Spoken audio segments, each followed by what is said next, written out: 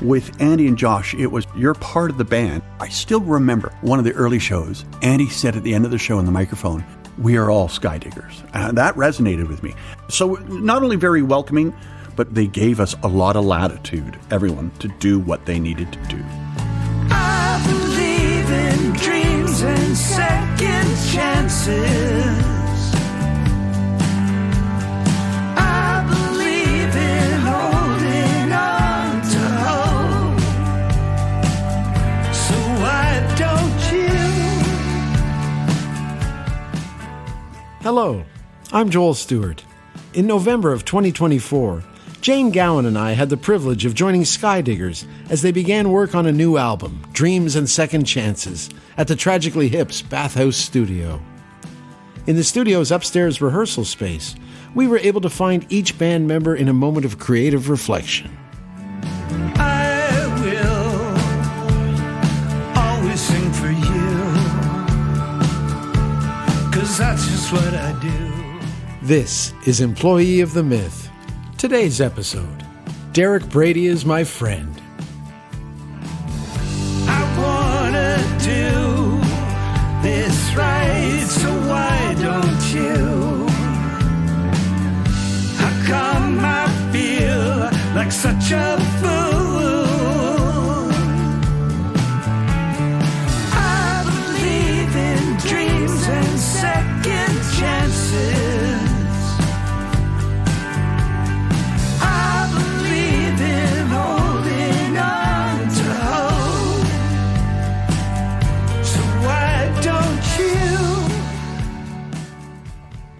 And now, joining Jane and me in conversation, Derrick Brady, Skydigger.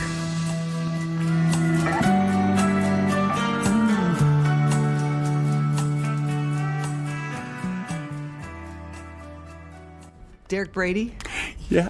welcome. Thanks. Welcome to our attic in the bathhouse In studio. the bathhouse, in the rehearsal loft. We were here, I think, 4 or 5 years ago, rehearsing for just one of the first shows that I think the fellas had done post-Gord at the Isabel Bader, and so we rehearsed. It was a fundraiser. I can't remember exactly. That the hip were doing? That the remainder of the fellas, yeah. It was emotional. It was still raw, at the time. In this room here. Yeah. Yeah, and we had Sarah Harmer, and we had I think she might have been the only guest. But the rest of the fellas came up bit by bit and sat in. We did songs, and a couple of them did some Skydigger songs, and then we did a couple of hip songs and a couple of Gord songs, and yeah, what a night. Wow. Well, thanks for your time. Yeah, right? Really great. I thought that went really well. Right. Hell of an interview. we just finished dinner, so we'll ease our way into this interview. And you seem to be the main catering man, the force of hospitality in this band. Someone has to be, I suppose. In fact, you've also been referred to as a bon vivant. Would you agree? Not in the traditional sense, but maybe in a more modern sense. And I guess by that I mean bartending, which I'd done for a long time, and I come from 2 generations of bartenders. Oh, wow. And yes, when I told my mother when I was 19 that I was going to be a bartender, she kind of proverbially fell off her chair. And then my son, who's 25, is now carrying on the tradition as 4 generations now. And you were bartending at the Pilot in Toronto? 35 years. So, wow. Yeah, and you know where the Pilot is, of course.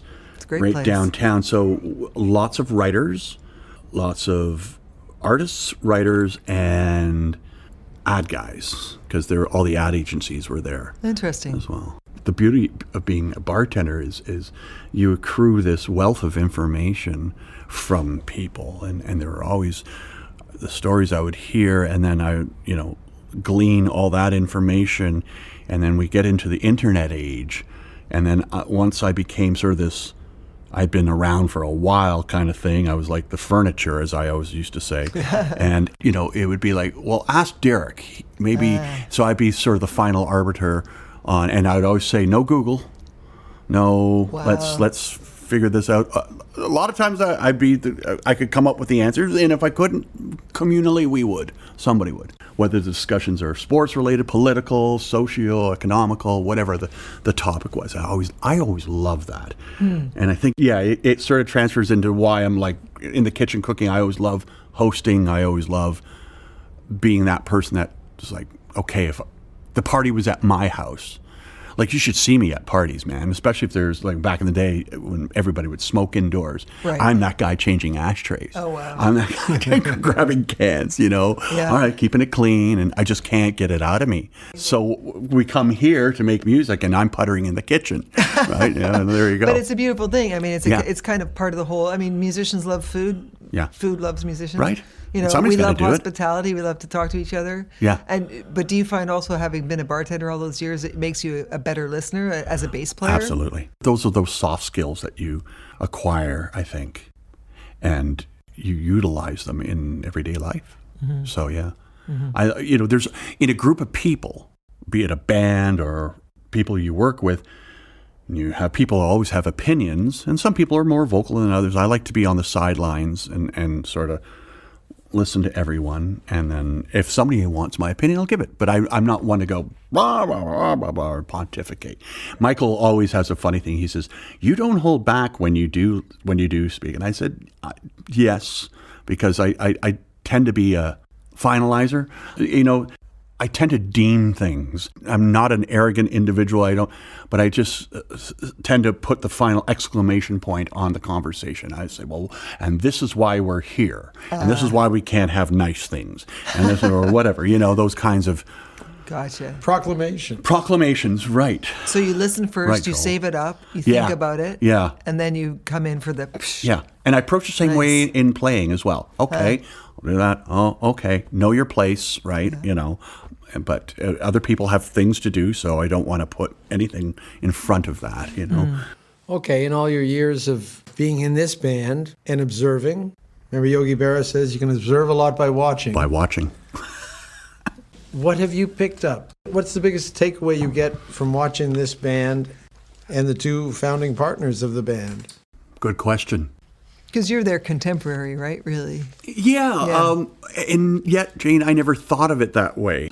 I've known Josh and Annie for over 30 years, and we're friends. So when Ronnie, he had even hinted to me, I'm not going to be playing much more. And I think the last Christmas show, he was playing the show sitting down because his fibromyalgia had just taken such a hold that he couldn't stand up for 2.5 hours. That's Ron Macey, the previous bass player. The previous bass player. Yeah. And then I guess this is now, I'm a little bit foggy. 2011, I'm going to say, maybe 2012. I was playing with Alan Doyle at the time, and he had just put out his first solo record. And I shot your first gig for CMT at the Revival. Joel, do you remember what year would that have been? 2012 or 2013, or it was around then? I think it was 2011-ish, or maybe 2011. Okay, yeah. So right around that time, it was. I'm just going to check my IMDb while you're answering this question. Right. But they asked me if I would like to go on tour with Alan, because after the show, and there was this whole tour, and it was myself and Todd Lumley, who plays piano with Hawksley. So I've been Hawksley's guy for a bunch of years. Hawksley Workman, and since the beginning. And Hawksley was producing the record, so that's how this all came about. He was producing Alan's the Great record. Big C record, That's or Alan. Alan's solo. Alan's right. record, Yeah. which it says 2012. 2012. Okay. And out of the blue, Andy had called me, and he said, "Hey, would you like to meet at the Pilot for a beer?" I was like, "I don't want to go to the place where I work, but okay." And that's when he had asked me if I would take over the reins. Oh. So, of course, without even blinking, I said yes. Because, again, it's people I know. These are friends. And it was going to be, I knew it was going to be a comfortable pair of shoes to get into. I didn't know Alan and the rest of the band. Not that I didn't want to. I would have had that call not come through. So, yeah, playing with friends. I liked the band, like what was the new incarnation with Michael and Noel and Jesse added into the fold. And so, yeah, what I see from playing with the unit now and what I've learned, I think, is Andy and Josh run, I can't even say it, they run the band.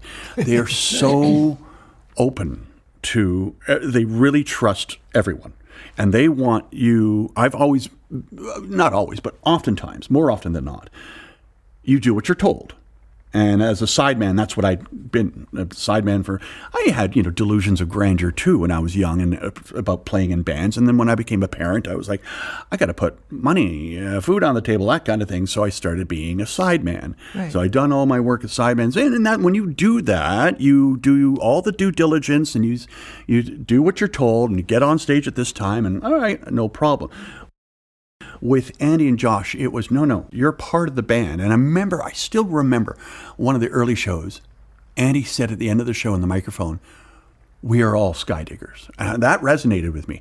I was like, yeah, that's when I really started to feel. So not only very welcoming, but very, very, they gave us a lot of latitude, everyone, to do what they needed to do. Nice. And Andy, he is like a coach. He approaches it like a coach. Mm-hmm. He always checks in on everyone. All right, we're ready to go. Blah blah blah. And he's the coach behind the bench, and that's how he runs it. But he's not a John Brophy or a didactic what's his name? The one that everyone hated. Well, they hated John Brophy. Yeah, they hated John Brophy. I'm talking about the '60s coach for the longest time. Punch Imlach. He was just that really, he has a very, very tactful, and Josh as well, tactful way. And when I first joined the Skydiggers, again, my background was sort of, hard rock, punk rock. I didn't play a lot of folk music. I played a bit of country. I played rockabilly, but it was always high tempo, high, fast sort of stuff. And I remember the first year, I think I was a little bit too like, whoa, all right, like a little aggressive. And they sort of, without going, you're done, or this isn't the guy we want, or they sort of in the very roundabout way talk me down and go, and Josh would say, well, we need the words to come out. I'll be, oh, yeah, words, right. Yeah, okay. And Noel would be like, Derrick, and Noel has like been my anchor throughout in the early days was like, he'd be like, just so you know, Josh does his thing. He has his tempo, and everyone's got. So just stick with me, and we'll be fine. Right. So yeah, it helped me. Not because it's Skydiggers, and I don't want to shit the bed here. Exactly. I don't want to. Again, getting back to the assignment, you want to put your best foot forward and make the best impression. So I learned a lot. I always look at it as a learning thing too. And so the growth. Here we are. Mm-hmm. 13 years later, 12 years later, and we're doing a record. Amazing. Yeah, as a unit, and nobody's wringing anyone's neck. Everyone's mature enough to trust and get along. And we're coming in on day 4, I think. Day 4, yeah. Right? I'm not sick of these people yet. Right? Yeah, exactly. Huh? Yeah, everyone's Think about still it. You're pretty living in a jovial. house. So yeah, it's. Yeah. What does that mean? You said it twice. Skydiggers. Yeah. Or you're a Skydigger. Yeah. What does it mean? What is the responsibility? You're framing this word when you say it. What does it mean? It means for me, it comes a little full circle. I'll tell you a quick little anecdotal story very quickly. The first time I'd seen Skydiggers was opening up for 5440. It was 1989. It wasn't the 90s. It might have been 1990 at the old Ontario Place Forum. 5440 were touring Show Me, the album with One Gun. I remember that. And I was a 5440 fan, huge 5440 fan. I had no idea who the Skydiggers were. And I'm walking in, and I look at the marquee, and it says 5440 and Skydiggers. And I go, and I said to my brother and I were going, I said, Skydiggers? I said, who are they? And a guy behind me, a Weisenheimer, goes, that's Andrew Cash's brother's band, man. Don't you know? I was like, no.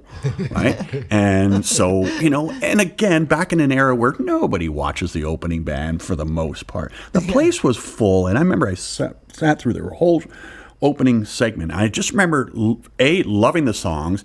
And I loved this front man who kept on saying after every song, thanks a lot. And we go, thanks a lot. And he had this way of putting his hands in his back pocket and leaning into the mic. And he had and I'm a big baseball fan, he had a Atlanta Braves cap on with A. And I was like, and I didn't know his name. I go, what's he wearing a Braves cap for? Like, you know, just these The things I things still that stick remember. out, I've got yeah. a really good memory on a lot of things. And You can find that photo.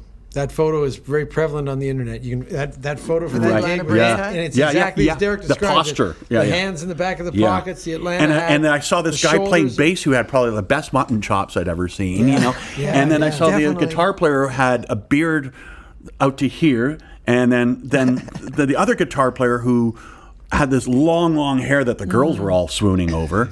And I just liked their vibe. It was two acoustic guitars. Right. It was just something, it was new. And then, you know, I was hooked. So yes, Skydiggers to me, it's just strange if I could go back and say to my younger self that one day this life is unbelievable. Like it is. It's unbelievable that this happens. So when I do take the stock of it, I'm not a spiritual guy, but I can't help but think of other forces at play when things occur like this. You know, I'm as agnostic as they come, but at times I have to sit back and go, life is pretty unbelievable, and so maybe things are meant to be.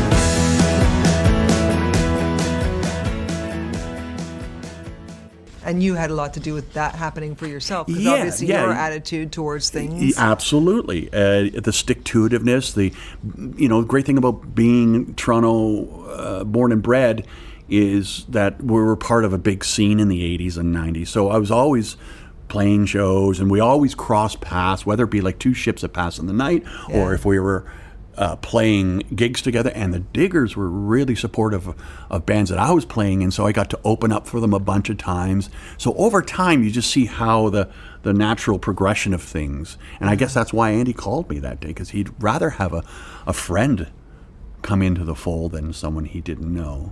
So I'm not sure if I'm really answering the question, Joel. Sorry, can't remember what the question was. But I think No, if I could say in summation quickly that Skydiggers for me is a 35-year entity that's always been a part of my life, of that tenure. Why are they better now than they've ever been? Well, I wouldn't know if I could say better, but because, again, you go back to college radio days, and, you look at our audience, and everybody just goes, oh, I mean, you guys were on college radio in the early 90s. This was their soundtrack of going to keg parties or whatever and playing all those types of festivals that they did back in the day, and they laid that groundwork.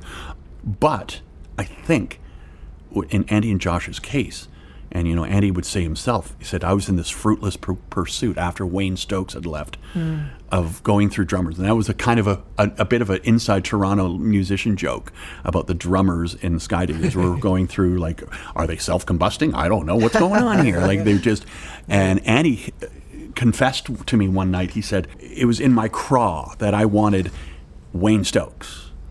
And of course, he didn't realize you can't ask for that in a different person.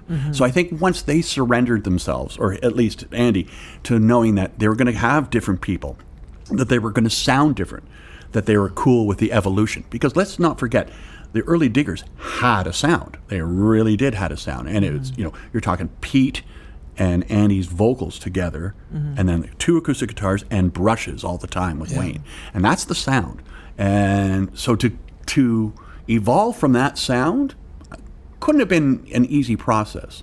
And I think they're in a good place now, or not now, have been for, a long while, that they continue on, You have a very lush, big sound. Yeah. And it suits your personalities because it's such a warm and friendly band, and it's a warm and friendly sound. It is. Yeah. And I think you can, those are indulgences I think you can have as you grow older. Yeah. And if you have the ability to, take care of everybody, make sure they're paid, make sure they're happy, make sure they go on tour together, then they embrace that entirely. And so, it's maybe they didn't even envision it that way, but look at the Christmas concerts, of course. It's such a community of everyone coming in, and so they're always so welcoming, right? That's right, they are. And, they've invited us here, Joel and me, to your recording session, for goodness sakes, which is, it's recording is an intimate thing. Usually.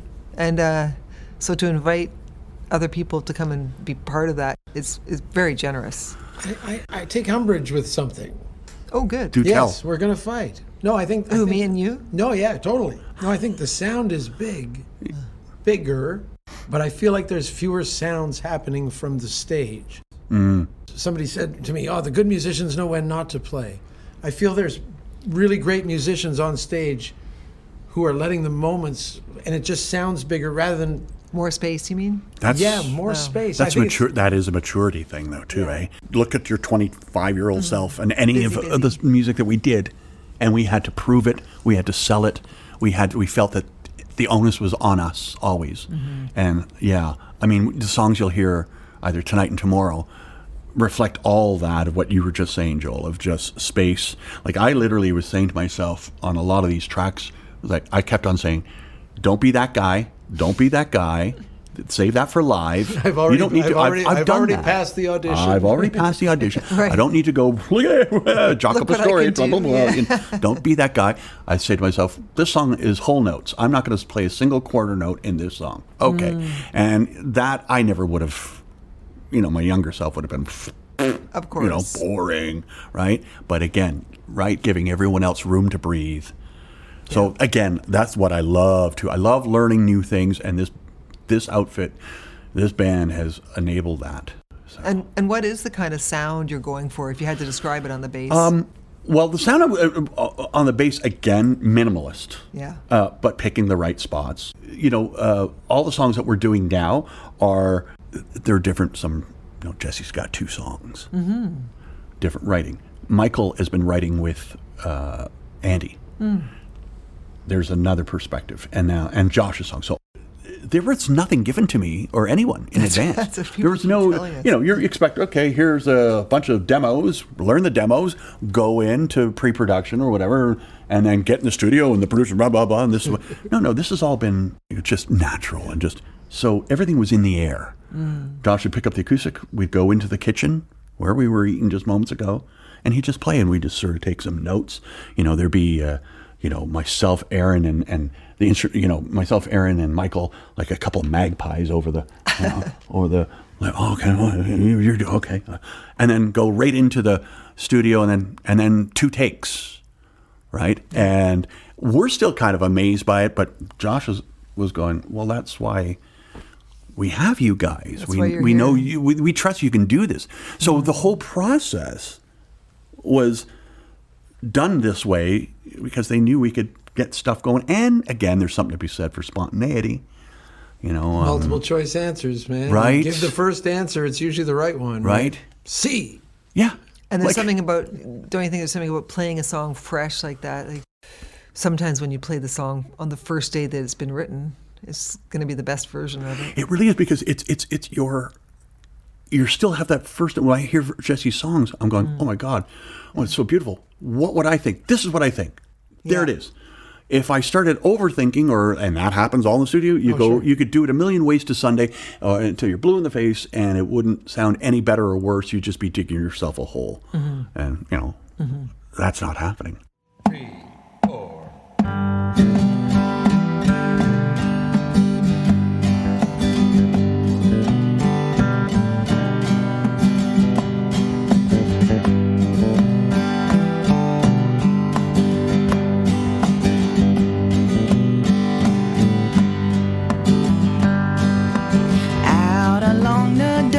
Twilight, on a painted ride.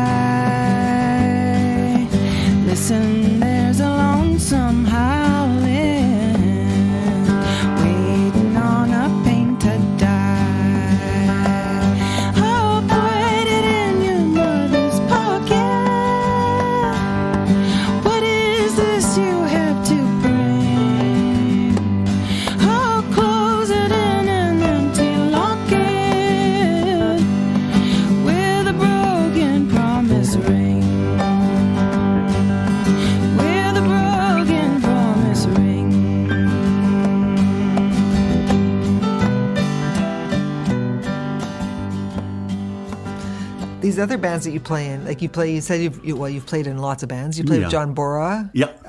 The great still. John Bora, we could call him. Yeah. And Rock legend John Bora. Right. And you played with Hawksley Workman for a long time. Still 25 years. Yeah. I've been with him the longest. Also from the beginning. uber talent. Yeah, true kook. Yeah. And also you have this band called Horseshack. Yeah, that's our. I refer to. What is that? That's a cover band. We did almost 15 years every Sunday at Orbit Room, and Sundays worked perfectly because we were always coming back on flights or tours or festivals. They end on the Sunday, so we literally on many times we'd be coming in to Pearson and then going right to the gig and play. Chris Cadell, he plays with Big Wreck, and he plays with Colin James. Yeah. And myself, we've been the longest, since 2005, 2004. So every Sunday, we played for 15 years. You know how good you get when you do stuff like that? I will say, I will not like, but it's a cover band. I always said it's our bowling night because we're all, again, sidemen, told what to do, how to do it, fine. Then we go up and, I remember people at Orbit Room, which are, Orbit Room, they'd have all these armchair critics. And, well, you don't play that song the way Steely Dan plays it. You don't play that song the way Cheap Trick plays it. I'm like, no, we play it better. And I would be arrogant in saying it because I'd say, because we've evolved the song's like, okay, you can do it this way, and then you do it this way, and then year after year, you get a little frickin' bored. Or just, you're like, put your stamp on it. So that's how we got, and people really started turning their heads after a while, going, this is a different kind of cover band. They're going to make it their own and really have a lot of fun with it. So. And do you do the Welcome Back Kotter theme? Yeah. Oh, good. Yeah. Do you think that's a great TV theme or what? Oh, absolutely. John Sebastian. Horseshack. I remember the episode where he explained what the name means. And it's the name in his home country means the cattle are dying. Oh. Really? The cattle are dying? Yes. Oh, that's dear. Great. Wow. Yes. I love that character, though. I love that. I thought you were going to say it at the same time as me, man. I didn't know that. Well, we got the name Horseshack only because we got fired from the Orbit Room. We used to be called Stifler's mom. Oh, that's and I was playing, and I didn't care for I was 15 years older than the rest of the guys in the band. So they're happy for Jennifer Coolidge's like. Yeah, and I didn't even know what they're talking about. They're talking about and I'm the old guy, and I'm going, what? I took it because I was now a hockey dad, and my wife at the time said, we need extra money to pay for Owen's hockey. So I took this gig every Sunday and, did all that for a bunch of years. And then they fired us because something went down. I don't know. I wasn't even there. And then they wanted us back after a few months. And then we revamped the band. I said, okay, well, we're going to do that. We're going to get in our own guys. So the only remainder of the previous band was the guitar player, Chris Cadell and I. Okay. We got an organ player, different drummer. The problem guys who got us fired in the first place were jettisoned. And then I think Tim Wilson, the general manager of Orbit Room, was like, welcome back. And he's saying, and I said, Horseshack. Yeah, and I think in retrospect, we should have called ourselves the Sweat Hogs. Yeah, that would have had more, the Sweat Hogs. Yeah. We should have been that, but we're too stupid to come, Horseshack. And you could have had the I went through Vinnie Barbarino, Washington, and, Horseshack, right? Oh, wow. Oh, well. Now, do you sing? I mean, you sing in Skydiggers. You're a choir boy, aren't you? Yeah. And I sing lead vocal with the Horseshack guys. Okay. So I just do my segment of songs. Everyone has there's 4 singers, and everyone does their segment of songs. Or not segment, but we, interchange. Yeah. So I'll sing lead on a bunch of tunes, and I sing backup with, and I sing with John Bora as well, and whenever I can. And sing with Hawksley. Nice. I did a lot, and that's not easy because he's quite, he goes to those stratospheric heights kind of thing, but a lot of fun. Yeah, choir boy. Yeah, right. St. Michael's, is that St. Michael's Choir School? Yeah, ingrained. Is that all boys? All boys. Founded in the 1920s or 30s, and it's a rich kid's school. I got in on a scholarship, and I have to say this: Catholics being Catholics, they had to recruit. And I was the token poor kid from Parkdale. So my family grew up in Parkdale, single mom, 5 kids.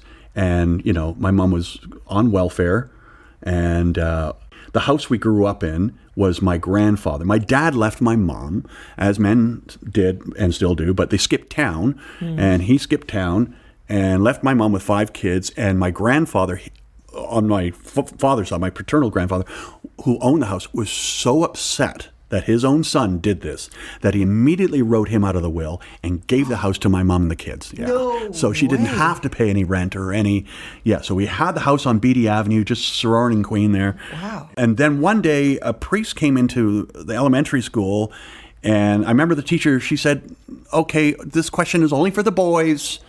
And her name was Miss Leahy, and she was a relative of the band Leahy. She came from Peterborough. She was one of the aunts, and she was from an Black Irish, and loved to sing.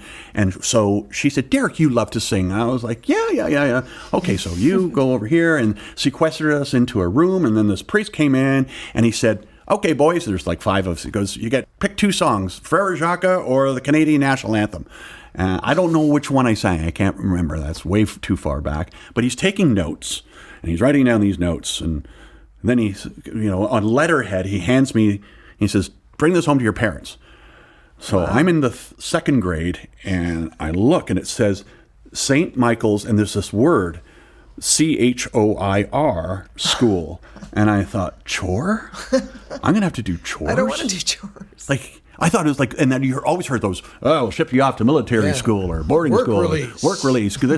And I remember, Jane, I walked out of there going, and my brother Cameron, my older brother, he came out, and I said, Cam, I said, look. And he's looking at it, he goes, you're going to have to go to chore school, whatever. He couldn't even read it either. So I went over to the sewer grate, not a word of a lie, to drop it into the sewer grate, and Mom wouldn't know. And he rips it out of my hand. He goes, you sucker. And he runs home. I chased him 2 blocks to the house. He goes running in the door, going, Mom, look at this. Look what Derrick got. And my mom immediately knew. When she looked, she went, like this. And this was the opportunity. And so then she takes me to the school.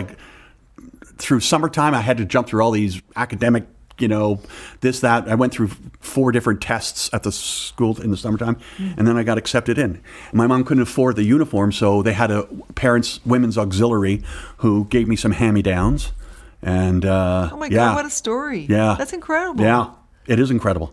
If Miss Leahy, if that thing didn't happen in school in grade 2, what are you doing today? Right.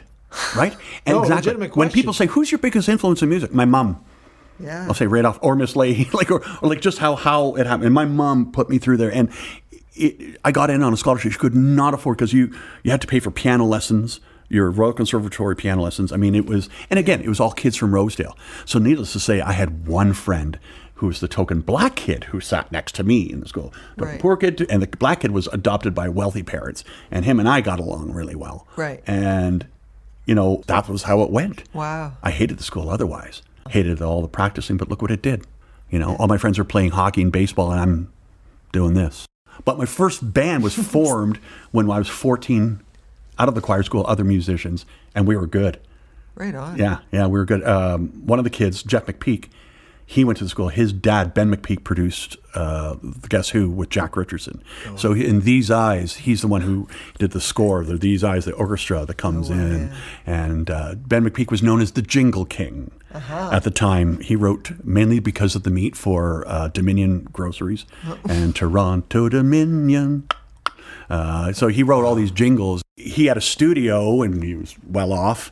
And so as kids in a band, we would go into the studio after hours, and we would record. When I was recording in 79, 80, doing our first recordings, playing, and we were good, because we already had our, kind of years of chops already, right? So writing original music. Amazing. As well, yeah. But you have, No, go ahead. I just had a terrible one-liner to throw in. I didn't write African Lion Safari? I love that one. Oh, God, maybe. Right. African Lion Safari. All the Canadian ones, though, yeah. Oh, yeah. It's a humdinger. But I was going to say, you have your own jingle. Care to sing it for us? I'll sing it with you. DER, DER, DERRICK with the BRADY at the end. Derrick Brady is my friend. Yay! I heart Derrick. I heart Derrick. I love it. That's awesome. Thank you, Derrick. Yeah, thank you, guys.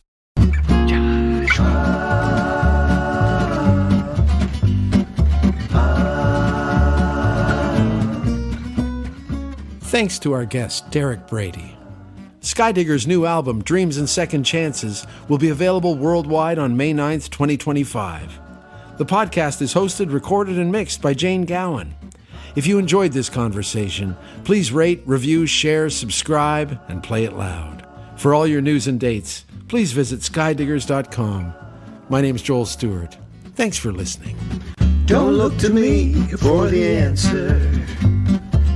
I don't know nothing anymore. I'll do my best in the meantime and wonder what it's been for. Je t'aime toujours, mon amour. Je t'aime toujours, mon amour.